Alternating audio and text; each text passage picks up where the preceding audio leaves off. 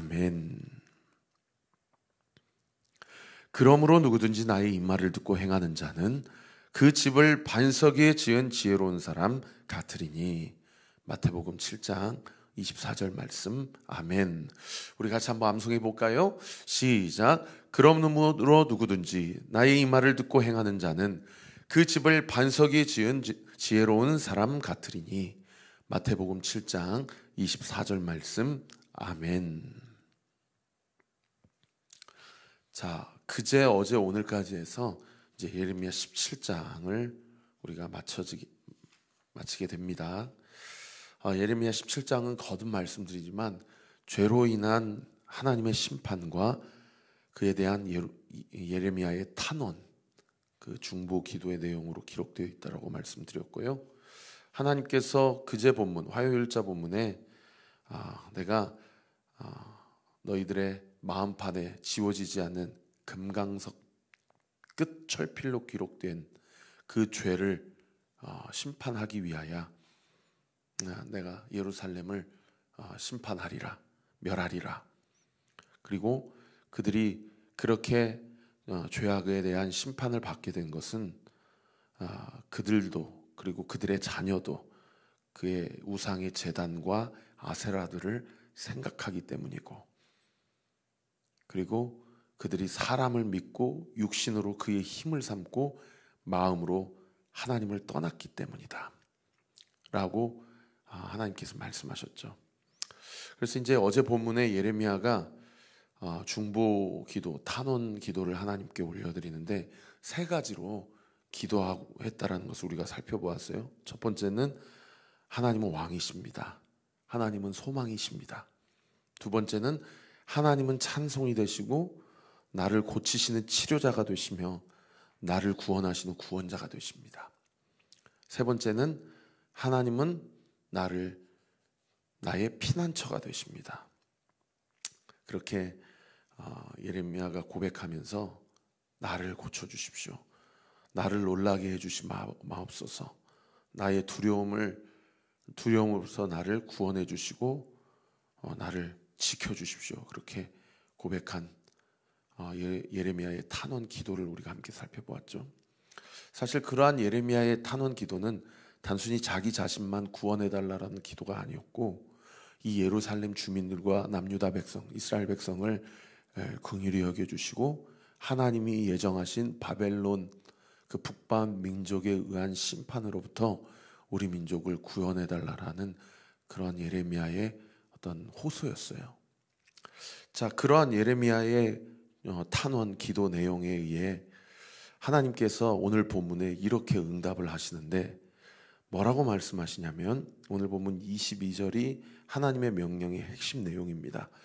우리 22절 같이 한번 읽어볼까요? 시작. 안식일에 너희 집에서 짐을 내지 말며 어떤 일이라도 하지 말고 내가 너희 조상들에게 명령함 같이 안식일을 거룩히 할지어다. 하나님께서 예레미야가 하나님 우리를 구원해 주세요.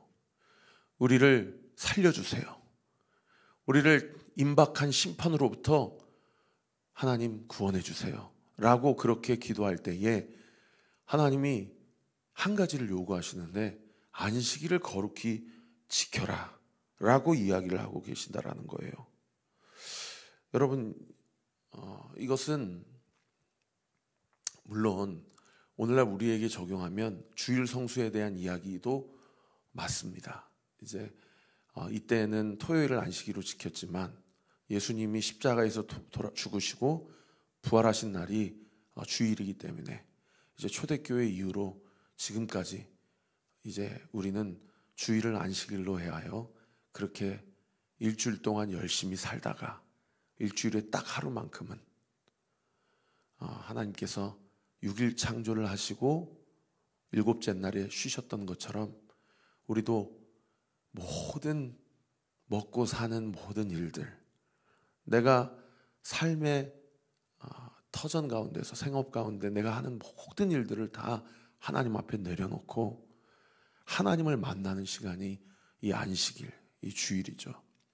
그래서 주일 성수를 우리가 잘 해야 되고 어떤 상황 가운데서도 주일은 꼭 구별해서 거룩히 지켜야 되는 것입니다. 사실 이 코로나 시국 이후로 이 주일 성수에 대한 개념이 많이 좀 약화가 됐어요. 그래서 우리가 몸담고 섬기는 공동체에 꼭 가지 않아도 사실은 온라인으로도 예배를 드릴 수 있게 되었고, 그리고 어떠한 불확실성이 있거나 어떤 자기의 개인적인 스케줄이 있으면 또 어디 가서 또 예배를 드리게 되고, 또 그렇게 많이 좀 약화가 된 것도 사실입니다. 그런데 여러분, 주일을 지키는 것은 십계명에서도 하나님께서 사계명으로 명령하신 것도 맞거니와 우리가 그 날을 지켜서 하나님이 나에게 주신 몸된 공동체에 나가서 현장에서 함께 예배드리는 것이 무엇보다 중요합니다. 물론 예를 들면 중환자실에 계신다든지 아니면 주일날 정말 어쩔 수 없는 사정 때문에 현장 예배 못 지키는 경우도 있죠. 그러나 어떻든 그런 모든 일들을, 특별한 일들을 제외하고서는 우리는 꼭 주일을 거룩히 지켜야 됩니다. 이게 이제 우리가 1차적으로 오늘 본문을 통해서 적용해야 될 부분이고요. 그런데 이게 결국에 이 안식일을 거룩히 할지어다라는 22절 말씀은 영적인 본질적인 더욱 그 의미에서는 하나님과 나와의 관계성을 이야기해요. 그러니까 내 인생에 하나님이 얼마만큼 중요하냐는 겁니다. 하나님이 우리의 인생 가운데 네가 안식일을 거룩히 해라 라고 하는 것은 여러분 어떻게 들으셔야 되냐면, 너의 인생의 모든 우선순위에서 나를 1번으로 놓아달라 라는 하나님의 당부요, 부탁이에요. 이걸 영적인 그 본질적으로 그렇게 우리가 적용하지 않으면 예수님 시대에 예수님이 병자들을 안식일 날 고치시고, 또 제자들도 밀 이삭을 잘라 먹다가 바리새인들에게 비난을 받지 않았습니까? 이제 그렇게 변질되는 겁니다. 안식일을 거룩히 지키라고 그랬는데, 그래서 아무 일도 하지 말라고 그랬는데 저 사람은 안식일 날 일을 하더이다. 저 사람은 안식일을 거룩히 지키지 아니하더이다. 이렇게 행위적으로 변질되게 돼요. 그래서 제가 지난번에 한번 설교했죠. 저 아는 친구분이 미국에서 유학하실 때 기숙사 생활을 유대인하고 같이 했는데, 유대인이 미안한데 나 대신해서 소등 좀 해줄래? 불 하나도 주일날 못 끄는 거예요. 왜 못 꺼요? 그것도 행위라고 생각하니까 묶이는 거죠. 하나님이 원하시는 것은 묶는 게 아니고 자유케 하시는 건데, 이렇게 행위적으로 묶이게 되면 자기의 삶도 자유가 없거니와 타인의 삶을 정죄하고 판단하게 된다는 겁니다. 여러분, 안식일을 거룩히 할지어다는 무엇을 영적으로 본질적으로 지적하고 있는 그러한 하나님의 당부라고 말씀드렸습니까? 너의 삶에 나를 최우선순위로 두어달라 라는 하나님의 당부라는 거죠. 그럼 뒤집어서 생각해 보면 지금 예레미야가 하나님 우리 민족 좀 구원해 주세요, 우리 민족 심판을 좀 면제해 주세요 라고 그렇게 탄원의 기도를 드리고 있는데, 하나님이 안식일을 거룩히 할지어다라고 지금 그렇게 오늘 본문의 19절에 보세요. 여호와께서 나와 내게 이와 같이 말씀하시되 너는 가서 유다 왕들이 출입하는 평민의 문, 여기 평민의 문은 백성의 문이거든요. 예루살렘 성문 중에 가장 오늘날 우리로 얘기하면 광화문 광장입니다. 많은 재판과 회합과 상거래가 행해졌던 그 문 광장이에요. 거기서 외쳐라. 그리고 예루살렘 모든 문에 서서 무리에게 이르기를 이 문으로 들어오는 유다 왕들과 유다 모든 백성과 유다 모든 주민인 너희는 여호와의 말씀을 들을지어다 하면서 22절에 뭐라고 얘기해요? 안식일을 거룩히 할지어다 라고 이야기를 하니까, 결국에 하나님께서 이스라엘 백성을 심판하시기로 작정한 영적 본질과 핵심은 뭡니까? 이스라엘 백성이 표면적으로 보면 너 우상 숭배했지, 너 이렇게 계명 어겼지, 너 하나님 말씀에 불순종했지, 결국 그것 때문인 것도 계속해서 지금 우리가 1장부터 25장까지 반복돼서 보고 있지만, 결국 이 안식일을 거룩히 할지라는 말씀을 통해서 우리가 깨달아야 되는 건 뭐예요? 내 삶에 하나님이 1순위가 아니구나. 내 삶에 하나님이 1순위가 아닌 거예요. 무엇을 결정하든지, 무엇을 판단하든지, 무엇을 생각하든지 내가 1순위인 거예요. 여러분 잘 들으세요, 이 말씀. 내가 1순위 돼서 살아가는 삶은 아무리 주일 성수를 잘하고, 아무리 헌금 생활 11조 생활을 잘하고, 아무리 교회 가서 봉사 헌신 잘하고 해도 여러분 하나님 앞에서 하나님의 책망을 받을 수밖에 없는 그러한 신앙생활이라는 겁니다. 영적 본질이 여기에 있다라는 거예요. 그래서 여러분, 내가 하나님을 내 삶의 1순위로 두게 되면, 여러분 우리가 주일날에 해야 될 일을 2가지라고 저는 정리하고 싶은데요. 첫 번째 일이 뭐냐면 하나님이 나에게 하신 일을 기념하는 거예요. 하나님이 나를 창조하셨고, 하나님이 이 세상을 창조하셨잖아요. 하나님의 그 창조 사역, 그리고 하나님이 변질되고 타락한 나를 당신이 죽으시면서까지 나를 사랑하심으로 나를 구원하셨잖아요. 그 창조 사역과 구속 사역에 대해서 하나님께 찬양과 경배를 올려드리고 하나님을 예배하고, 일주일의 모든 삶 가운데 오늘을 살아가고 순간순간을 살아가는 것이 나의 어떠함 때문이 아닌 하나님이 주신 은혜 때문임을 고백하는 것. 여러분, 그날이 어떤 날이라고요?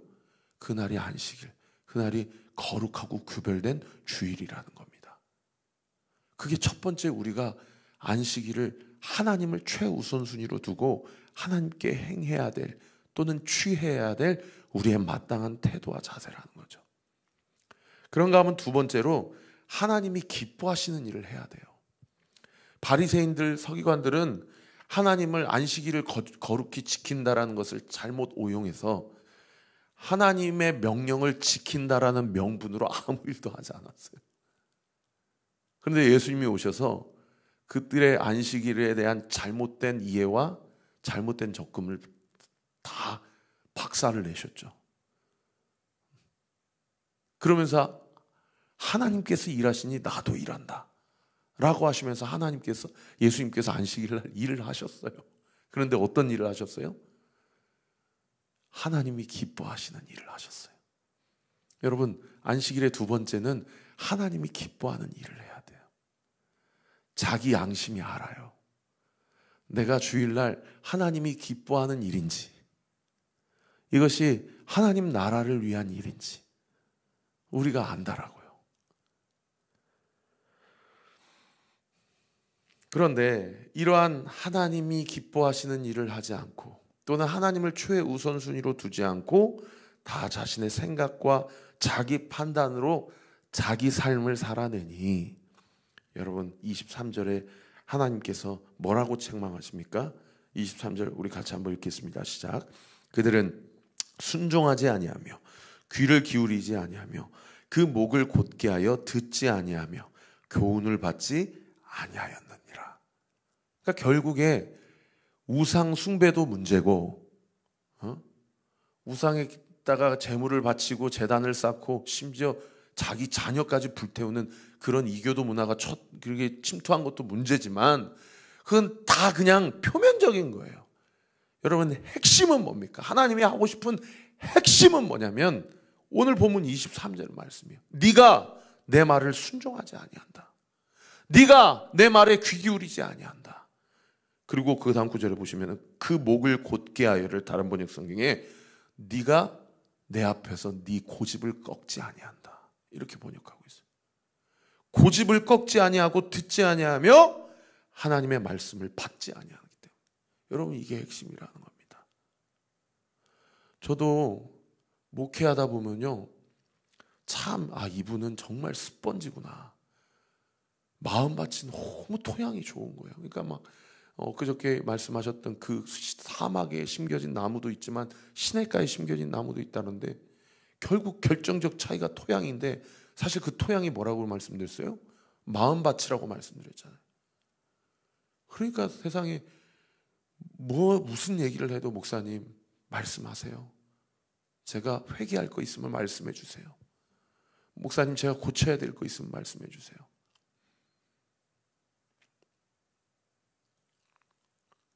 다 그런 건 아니지만 신앙생활을 오래 하시는 분일수록 자기 생각, 자기 판단, 자기 패턴, 자기가 규정하는 신앙의 틀이 있으니까 목사님이 뭐라고 얘기하든 심지어 말씀이 뭐라고 말씀하시든 그게 자기하고 상관없는 거예요. 그냥 그렇게 관성대로 살아가는 게 이게 너무 체득화되어 있어요. 여러분의 신앙생활 좀 더 구체적으로 표현하면 하나님과 나와의 관계를 오늘 이 23절 말씀 앞에 한번 정직하게 정말 한번 대입해 보세요. 이 말씀이 지금 나에게 하시는 말씀이 아니한가? 아닌지. 이렇게 될 때 어떻게 됩니까? 그 끝은 27절에 기록되어 있는데 27절 제가 읽어드리겠습니다. 그러나 만일 너희가 나를 순종하지 아니하고 안식일을 거룩되게 아니하며 안식일에 짐을 지고 예루살렘 문으로 들어오면 내가 성문의 불로와 예루살렘 궁전을 삼키게 하리니 그 불이 꺼지지 아니하리라 하셨다 할지니라 하시니라. 꺼지지 않는 불, 유황불, 그 불로 말미암아 심판받는 것이 그 하나님의 말씀에 순종하지 아니하고 교회는 다니지만 하나님의 말씀에 귀 기울이지 않고 자신의 고집을 꺾지 않는 자의 마지막 최후라고 분명히 오늘 말씀에 기록되어 있지 않습니까? 반대로 하나님의 말씀에 순종하게 되면 어떻게 되겠습니까? 24절에 기록되어 있는데 우리 24절 말씀 25절까지 같이 한번 읽어보십시다. 시작. 여호와의 말씀이니라.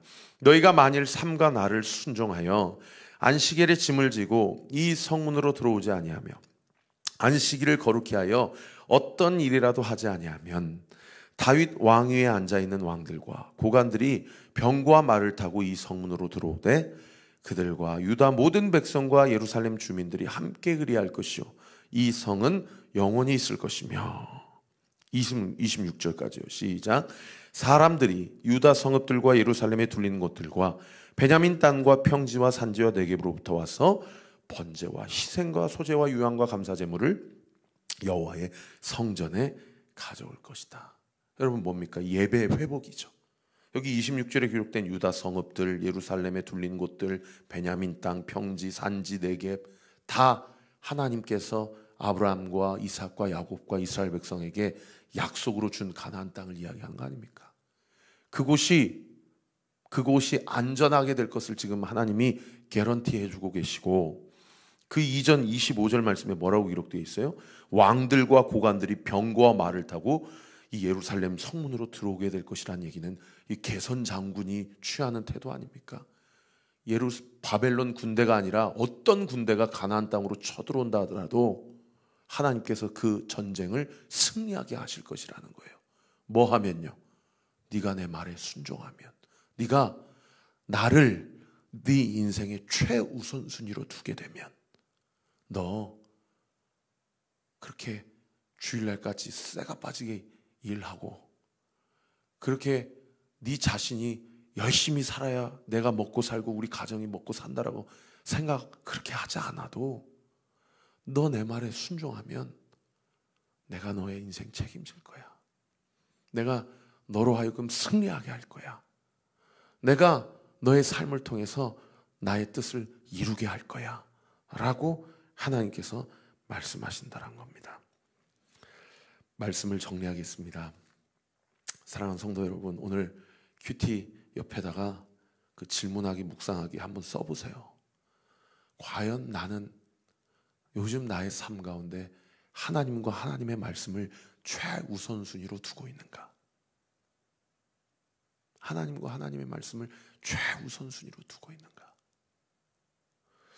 엊그저께 한 성도님이랑 통화하다가 그분이 저한테 그런 얘기를 하더라고요. 목사님, 제가 정말 하나님의 말씀을 깊이 알고 하나님의 말씀대로 순종하고 싶은데 목사님 설교를 듣고 제가 매일 아침마다 이 말씀, 큐티 말씀 가지고 어떻게 큐티의 방법을 취해야 하면 좋겠습니까? 그래서 제가 이 책, 여러분이 큐티인 책 앞에 보시면 이 7가지로 큐티의 방법론이 써 있어요. 어떻게 큐티인을 어떻게 사용을 해야 되는지 써 있어요. 이 방법대로 해라. 여기 6페이지, 7페이지에 10가지로 써 있네요. 10가지로. 여기 이렇게 써 있어요. 방법론이. 아, 이렇게 큐티하는 거구나. 그리고 목사님 설교를 아침마다 듣고 목사님이 하라는 대로 적어라. 그리고 적은 걸 가지고 기도하고 적은 대로 깨달은 대로 오늘 하루 실천하며 살아라. 그렇게 얘기했어요. 전화를 끊고 참 마음이 기쁘더라고요. 아, 큐티를 어떻게 해야 되는지 물어보는 성도가 있다는 게 너무 마음이 기쁘더라고요. 여러분, 요즘 내 마음 가운데 자기는 알아요. 하나님이 나에게 주신 양심이라는 선물이 있기 때문에 하나님보다 더 우선순위하고 있는 것이 무엇인지를 한번 적어보고, 그리고 내가 왜 이렇게 이것에 몰두가 되어 있고 혈안이 되어 있는지 자기 마음을 적어보고 그 마음 그대로 이미 하나님 다 아세요. 우리 마음을. 그 마음을 하나님께 올려드리면 하나님이 그 기도를 얼마나 기뻐하시겠어요. 야, 넌 참 진실된 기도를 나한테 하려는구나. 너는 참 정직하구나. 그리고 깨달은 대로, 아, 하나님, 제가 이것을 하나님보다 우선순위에 두었는데 이거 순서 다시 바꾸겠습니다. 예수님이 왕이십니다. 예수님의 말씀이 제 인생의 가장 큰 가치관입니다. 라고 그렇게 바꾸는 거예요.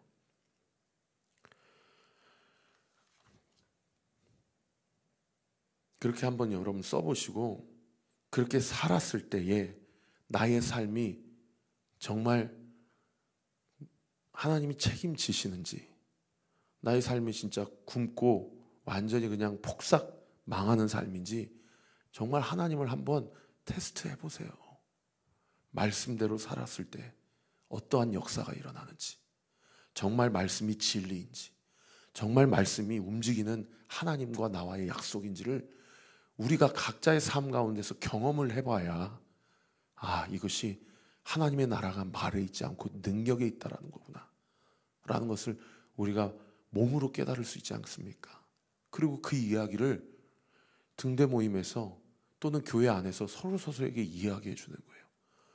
그것이 그리스도를 닮아가는 성화의 여정이죠.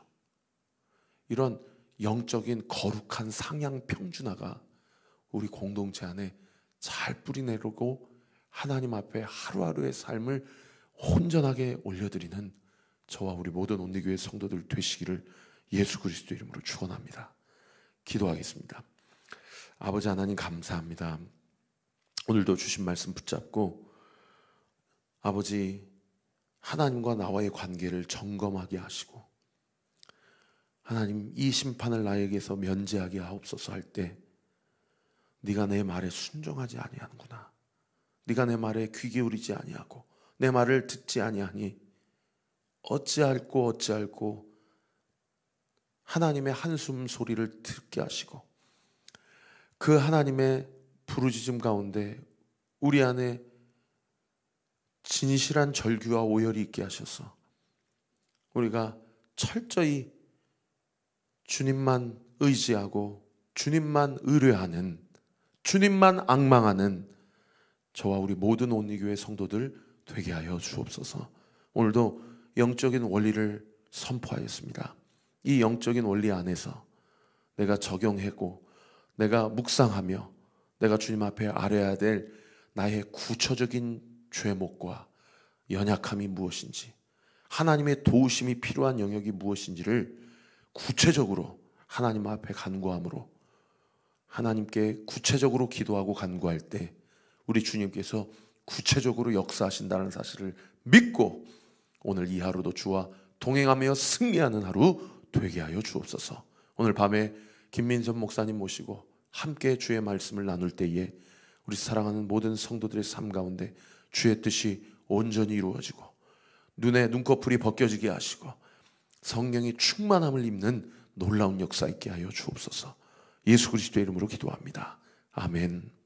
지금은 우리 구주 예수 그리스도의 은혜와 하나님의 사랑과 성령 하나님의 위로교통 충만하심이 주신 말씀 붙잡고 하나님을 최우선순위로 두며 하나님께서 우리에게 주시는 하늘의 신령한 복과 땅의 기름진 복으로 하나님 나라를 확장하며 살기로 결단하는 우리 사랑하는 온누리교회 모든 성도들 머리머리 위에 지금으로부터 영원토록 함께 하시기를 간절히 축원하옵나이다.